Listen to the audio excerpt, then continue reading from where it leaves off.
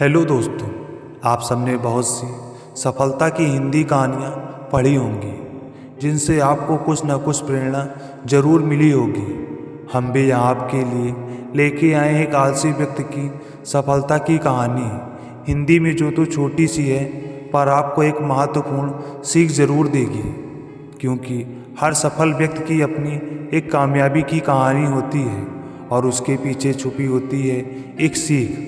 अगर हम दूसरों की कहानियों को ध्यान से पढ़ें और उनसे कुछ सीखने का प्रयत्न करें तो यकीनन हम खुद अपने जीवन में सक्सेसफुल हो सकते हैं। इसलिए हर हिंदी कहानी के आखिर में एक मोरल दिया जाता है, क्योंकि कुछ व्यक्ति अपनी पूरी ज़िंदगी एक ही पटरी पर चलते रहते हैं और अपने जीवन में कुछ खास नहीं कर पाते, लेकिन कुछ व्यक्ति अन्य लोगों से प्रेरणा लेकर अपने आप में समय रहते सुधार करते हैं और जो चाहते हैं उसमें सफलता प्राप्त भी कर लेते हैं। तो चलिए एक ऐसी स्मॉल स्टोरी जो आज हम आपके सामने प्रस्तुत करने जा रहे हैं, और आपसे उम्मीद करते हैं कि आप इस कहानी को ज़रा ध्यान से सुनेंगे और इस कहानी के माध्यम से मिलने वाली सीख को अपने जीवन में अमल में लाएंगे और इसको दूसरों को भी सीख देंगे। तो चलिए सीधा हम अपनी कहानी पे आते हैं। एक जवान लड़का था जिसका नाम रामपाल।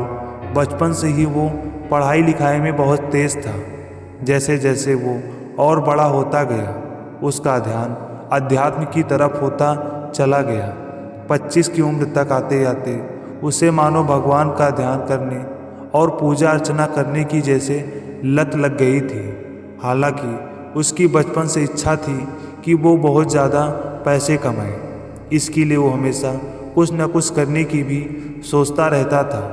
पर कुछ यूँ लगा लीजिए कि सुबह से लेकर शाम तक वो भगवान की पूजा अर्चना और ध्यान करने में ही ज़्यादातर समय बिता देता था। रामपाल की सफलता की कहानी को आगे ज़रा ध्यान से सुनिएगा और इससे मिलने वाली सीख और प्रेरणा को अपने खुद के जीवन में ज़रूर लागू कीजिएगा। तो बस भगवान को याद करते करते पता नहीं 5-6 साल और कब कैसे बीत गए। हालांकि भगवान का ध्यान करना और उन पर विश्वास करना कोई बुरी बात नहीं, पर रामपाल इतने सालों में ऐसा करते करते बहुत ही ज़्यादा आलसी हो चुका था। अब चूंकि कमाने की उम्र निकली जा रही थी तो उसे इस बात की ज़्यादा चिंता होने लगी। अमीर तो बनना चाहता ही था, उसके लिए कुछ करना भी चाहता था, पर बस अपनी पूजा अर्चना के चक्कर में कोई भी काम शुरू नहीं कर पा रहा था। ऊपर से उस पर आलस इस कदर हावी हो गया था कि वो सिर्फ योजनाएं बनाता था, उनकी शुरुआत नहीं करता था। जैसे जैसे समय बीतता गया उसको अपने जीवन और भविष्य के बारे में और ज़्यादा चिंता होने लगी कि अब कैसे सफलता प्राप्त की जाए। एक दिन रात के समय सोते सोते उसने फैसला किया कि वो पिछले 10-15 साल से भगवान की पूजा अर्चना कर रहा है, इसलिए अब भगवान से ही पैसा मांगेंगे। उसे अपने भगवान पर पूरा विश्वास भी था। उसे यकीन था कि इतने सालों से वो भगवान को याद कर रहा है तो भगवान उसकी ज़रूर सुनेंगे। उसी दिन से वो हर रोज़ जब भी भगवान की पूजा करता, उनको याद करता तो उनसे लाखों रुपए की मांग जरूर करता। उसे पूरा विश्वास था कि अब मेरे भगवान ही मेरी सफलता की कहानी लिखेंगे। यूँ भगवान से पैसे मांगते मांगते और उनका ध्यान करते करते कई साल बीत गए और रामपाल को अब 40-42 साल का हो गया था। पर भगवान के द्वारा उसकी अमीर बनने की इच्छा अब तक पूरी नहीं हुई। वो बहुत ज़्यादा परेशान रहने लगा और उसे इस बात को लेकर काफ़ी ज़्यादा मानसिक आघात पहुंचा कि 20 साल से वो अपने भगवान की पूजा कर रहा है, लेकिन उन्होंने उसकी इच्छा पूरी नहीं की। अब रामपाल को लगने लगा कि उसका जीवन पूरी तरह से खत्म हो चुका है। वो पागल सा रहने लगा और पूजा अर्चना करना सब कुछ छोड़ दिया। हाँ, वो रात को सोते समय अभी भी एक बार भगवान को याद ज़रूर करता और उसके बाद सो जाता और ही मन मन उनसे पूछता कि क्यों आपने मुझे अमीर नहीं बनाया, सिर्फ कुछ ही लाख रुपए ही तो मांगे थे मैंने। यूं करते करते दिन बीतते गए। एक रात रामपाल भगवान को याद करके सोया ही था कि अचानक भगवान उसके सपने में आए। उनके दोनों हाथों में नोटों की गड्डियां भरी हुई थी। रामपाल खुद को बहुत ही हल्का महसूस कर रहा था और उसे ये सपना नहीं बल्कि हकीकत महसूस हो रही थी। उसे बिल्कुल ऐसा महसूस हो रहा था कि भगवान उसके सामने लाखों रुपए लेकर खड़े हैं और वो खुद भी अच्छी नींद में नहीं बल्कि जग रहा है।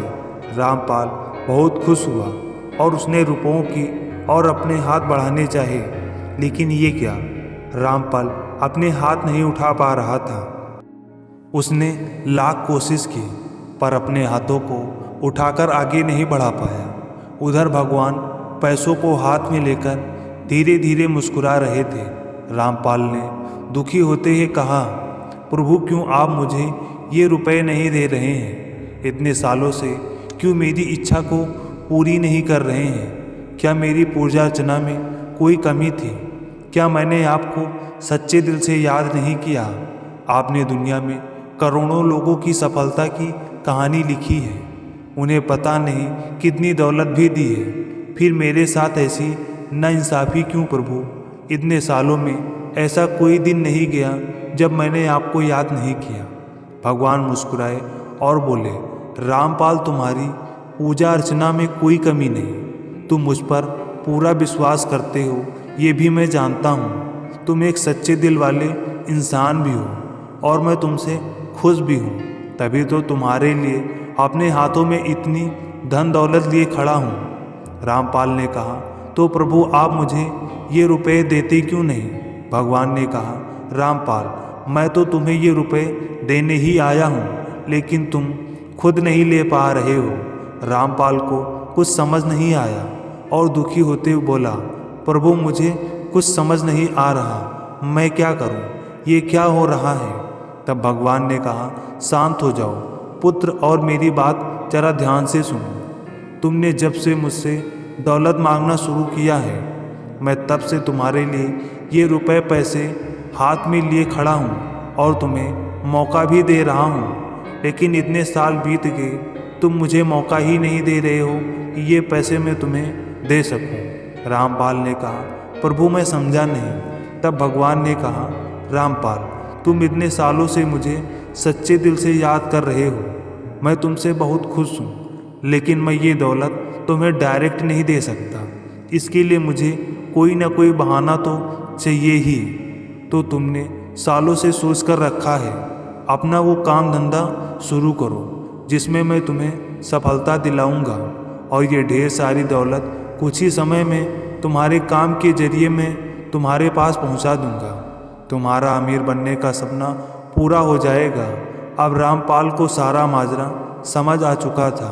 उसने भगवान से माफ़ी मांगी, हाथ जोड़कर धन्यवाद किया। प्रभु वहाँ से गायब हो गए और कुछ घंटों बाद रामपाल की आंखें खुली। उसने सपने की सारी बातें याद कर ली। उसने तुरंत नहा धोकर अपने भगवान से आशीर्वाद लिया और उसी दिन से अपना नया काम जिसके बारे में वो सोचता था उसको शुरू किया। वह लगातार अपने काम में जी तोड़ मेहनत करने लगा और 1-2 साल में ही उसे उस काम से उससे भी ज़्यादा दौलत हासिल कर ली जितनी उसने भगवान से मांग की थी। वह हर रोज़ भगवान का शुक्रिया अदा करता। उसे अब ज़िंदगी की सबक और भगवान के देने का तरीका अच्छी तरह से समझ आ चुका था। इस कहानी से हमको यह सीख मिलती है कि रामपाल की इंस्पायर करने वाली कामयाबी की हिंदी कहानी से हमें यह सीखने को मिलता है कि भगवान को भी हमें कुछ देने के लिए कोई बहाना चाहिए। जो लोग पड़े पड़े बस भगवान से मांगते रहते हैं, उन्हें भगवान कुछ नहीं दे सकते। उसके लिए आपको कुछ न कुछ ज़रूर करना पड़ेगा।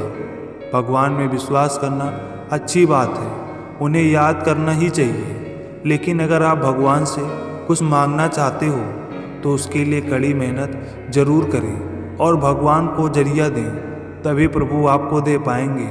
नहीं तो रामपाल की तरह भगवान तो आपको देना चाहेंगे, आपके खुद के हाथ नहीं बढ़ पाएंगे। इसलिए आप भगवान से मांगिए, लेकिन साथ ही साथ अपना काम भी शुरू कीजिए और उसमें कड़ी मेहनत कीजिए। धन दौलत पाने के लिए आपको कोई ना कोई काम तो शुरू ही करना पड़ेगा।